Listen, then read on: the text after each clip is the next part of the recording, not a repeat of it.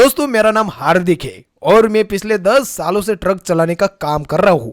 मगर उस रात को मैंने जो देखा, उस चीज को मैंने महसूस किया, वह मैंने पिछले 10 सालों में कभी नहीं किया था। दोस्तों आज भी उस रात को याद करता हूँ तो आज भी मेरी हालत पतली हो जाती है। दरअसल यह बात आज से 5 साल पहले की है। उन दिनों में सर्दियों का मौसम चल रहा था। उस रात में और मेरा दोस्त दोनों ईंट से भरी ट्रक को लेकर एक गांव जा रही थी। यह सब काम हम रात में ही करते थे क्योंकि रात में दिन के मुकाबले में ट्रैफिक काफी कम होता है, या यूं कहे कि ठंड के मौसम में होता ही नहीं है। दोस्तों उस रात का नज़ारा कुछ ऐसा था कि पूरा का पूरा हाईवे खामोशी की चादर में लिपटा हुआ था। मेरी ट्रक के अलावा बस एक आधी ट्रक हाईवे पर नजर आ रही थी। मेरा दोस्त विराट मेरी बगल वाली सीट पर अकड़ोस कर बैठा हुआ था, जैसे कि दुनिया भर की सारी ठंडी उसी को ही लग रही हो। मगर मुझे ठंडी नहीं लग रही थी। मैं बड़े आराम से ही ट्रक चला रहा था। तभी विराट कहता है, हार्दिक आज ठंड कुछ ज्यादा नहीं है क्या? फिर मैंने कहा, तुम्हें ही लग रही है भाई, मुझे तो नहीं लग रही उतनी ठंड। दोस्तों मुझे ठंड तो नहीं लग रही थी, मगर रास्ते पर कोहरा इतना फैला हुआ था कि सामने का नजारा कुछ भी ठीक से दिखाई नहीं दे रहा था।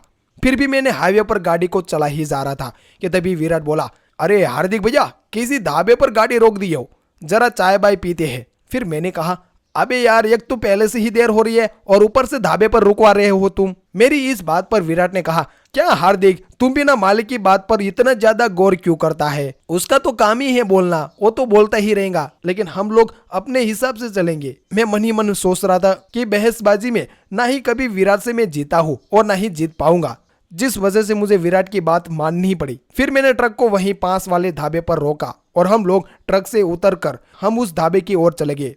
वह ढाबा कुछ ज्यादा बड़ा नहीं था, इसलिए वहां पर लोग भी काफी कम थे, या समझे कि हमारे अलावा 1 या 2 लोग ही होंगे। खैर फिर हम दोनों ने वहां पर कुछ देर भट्टी में आग का मजा लिया और चाय पीकर वहां से निकल ही रहे थे कि तभी अचानक से ढाबे वाले ने कहा, साहब आप इस रात को इस ढाबे पर ही रुक जाइए, सुबह निकल जाएगा। क्योंकि उस ढाबे वाले को पहले से ही पता था कि मैं उस गाँव में जा रहा हूँ, इसलिए मुझे रोक रहे थे। फिर मैंने उस ढाबे वाले से कहा, नहीं नहीं भैया शुक्रिया, हमें उस गांव पर आज ही पहुंचना है वरना हमारा मालिक गुस्सा हो जाएगा। मेरी इस बात पर ढाबे वाला कहता है, इस वक्त आप उस रास्ते से नहीं जाए तो ही सही रहेगा। आप यहाँ नए नए आए हैं, लगता है आपको मालूम नहीं है, यहाँ से उस गांव में जाने वाला रास्ते को कोई भी रात के 1 बजे नहीं निकलता, क्योंकि उस रास्ते पे कहीं सारे बरगद के पेड़ों के अंदर शैतानों का वास है। उस ढाबे वाले की बात सुनकर मुझे बहुत ही तेज हंसी आ रही थी, क्योंकि उस वक्त भूत प्रेत ये सारी चीजों पर मैं विश्वास नहीं करता था। मुझे ये सारी बातें बकवास लगती थी, जिस पर मैंने उस ढाबे वाले से कहा, ठीक है भैया, मैं जाते जाते बरगद वाले शैतान से भी मिलकर जाऊंगा और आपके बारे में सारी बातें भी बताऊंगा कि आपको खामो खाम वो चाय वाला डरा रहा है। इतना कहकर मैं उस ढाबे से निकल गया। लेकिन जब मैंने ढाबे पर जब यह बात बोली, तब वहां पर मौजूद सारे लोग हैरान होकर मेरे चेहरे को देखने लगे। उस वक्त मैं सबके सामने हिम्मत वाला साबित तो हो गया था, लेकिन मुझे यह नहीं पता था कि आगे मेरे साथ क्या होने वाला था। खैर फिर मैं और विराट हम दोनों चलते हुए ट्रक के पास आए। फिर मैंने ट्रक को चालू किया और हम लोग उस गांव की तरफ आगे बढ़ने लगे। दोस्तों वह रास्ता जिसके बारे में वह ढाबे वाले बता रहा था, वह अभी थोड़ी ही दूरी पर था। इतने में मेरी नजर विराट की तरफ उसके चेहरे पर गई। तब मैंने देखा कि विराट का चेहरा अब काफी परेशान सा दिखने लगा। अंदर से अंदर वो किसी सोच में घूम रहा था। तभी मैंने विराट से कहा, अरे भाई विराट क्या सोच रहा है तू? इस पर विराट ने कहा, हार्दिक मालिक को फोन करके बोल दे, कल सुबह हम इस सामान को डिलीवर कर देंगे। अरे भाई तू पागल हो गया है क्या? मालिक गुस्सा हो जाएगा, हमें इस सामान को अभी ही पहुंचाना होगा, समझा? इस पर विराट ने कहा, हार्दिक वो तो ठीक है, लेकिन वो लोग कह रहे थे कि इस रास्ते पर जाना ठीक नहीं है। इस पर मैंने कहा, अरे भाई तू उनकी बातों को क्यों सुन रहा है? वो लोग हमको खामोखाम डरा रहे थे, ऐसा कुछ भी नहीं होता है, तू चुपचाप बैठा रहे। इतना कहकर मैंने ट्रक की रफ्तार को गुस्से में और भी ज्यादा बढ़ा दिया। कुछ ही देरी में हमारा ट्रक उसी रास्ते पर पहुंच गया जिसके बारे में सब लोग बता रहे थे। दोस्तों वह रास्ता हाईवे तो नहीं था, लेकिन उस रास्ते के अगल बगल इतना घना जंगल था कि रास्ता बहुत ही छोटा नजर आ रहा था। हमारे ट्रक के आगे पीछे उस रास्ते पर दूसरी कोई गाड़ी नजर नहीं आ रही थी। हालांकि मैं काफी सालों से ट्रक चला रहा था, मगर इतना सुनसान रास्ता मैंने अपनी जिंदगी में कभी नहीं देखा था। और रास्ते पर स्ट्रीट लाइट का भी कोई नामो निशान नहीं था। कहीं ना कहीं मेरे मन में भी डर लगने लगा था, मगर मैं उस डर को बयान नहीं करना चाहता था। मैं विराट को नहीं बताना चाहता था कि मुझे भी डर लग रहा है। अभी मैं तेजी से उस ट्रक को उस रास्ते पर भगा ही रहा था कि तभी अचानक से हमारा ट्रक का बैलेंस बिगड़ने लगा और ट्रक एक तरफ झुकने लगी। मैंने किसी भी तरह बड़ी ही मुश्किल से ट्रक को रोका, वरना ट्रक को पलटने में ज्यादा समय नहीं लगता। मैं बिल्कुल समझ गया था कि आखिरकार इस ट्रक को क्या हो गया है। तो फिर मैंने और विराट ने टूल बॉक्स और पाना लेकर ट्रक से नीचे उतर आए तो हमने देखा कि ट्रक के पिछला टायर पंचर हो गया है। खैर हमारे पास एक्स्ट्रा टायर भी था और उस पंचर को ठीक करने के लिए हमारे पास बहुत सारा सामान था। हमारे लिए यह कोई बड़ी बात नहीं थी। खैर फिर मैं नीचे झुककर उस पंचर टायर के नट बोल्ट ढीले करने लगा। अभी मैं नट बोल्ट को ढीला कर ही रहा था कि तभी मेरे पास खड़े विराट ने डरे हुए आवाज में मुझसे कहा, हार्दिक वहां देखो, बरगद का पेड़ हमारे ट्रक के सामने ही खड़ा है।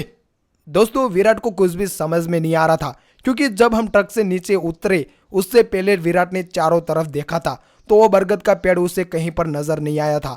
लेकिन अभी वो कैसे यहाँ पर ट्रक के सामने वो बरगद का पेड़ आ गया। तभी मैंने विराट के इशारे की तरफ देखा तो सच में हमारा ट्रक एक बरगद के पेड़ के सामने खराब हुआ था, जो कि काफी हैरानी वाली बात थी। मगर मैंने विराट को यह कहकर टाल दिया कि यह सिर्फ एक इत्तेफाक है जो कि हर किसी इंसान के साथ हो सकता है। जिसके बाद हम दोनों ने मिलकर फटाफट टायर चेंज कर दिया और ट्रक लेकर आगे बढ़ने लगे। हम लोग ट्रक लेकर जैसे ही वहां से थोड़े आगे गए कि तभी अचानक से रास्ते के अगल बगल बरगद के पेड़ ही पेड़ नजर आने लगे। जहां तक मेरी नजर जा रही थी वहां तक सिर्फ और सिर्फ बरगद के पेड़ ही मुझे दिख रहे थे। मुझे कुछ भी समझ में नहीं आ रहा था कि तभी मैंने विराट से कहा, अरे भाई विराट, तुझे रास्ते के किनारे बरगद के पेड़ नजर आ रहे क्या? हाँ हाँ भाई, आपको भी दिख रहे हैं क्या? अभी विराट ने इतना ही कहा था कि तभी अचानक से मुझे सब कुछ उल्टा नजर आने लगा और ट्रक एकदम से रुक गया और हम दोनों का शरीर पीछे की तरफ जोरदार टकराता है। हम दोनों फटाफट जैसे तैसे ट्रक से बाहर निकल आए और बाहर निकलने के बाद हमने जो सामने देखा और देखकर हमारा पूरा बदन कांपने लगा।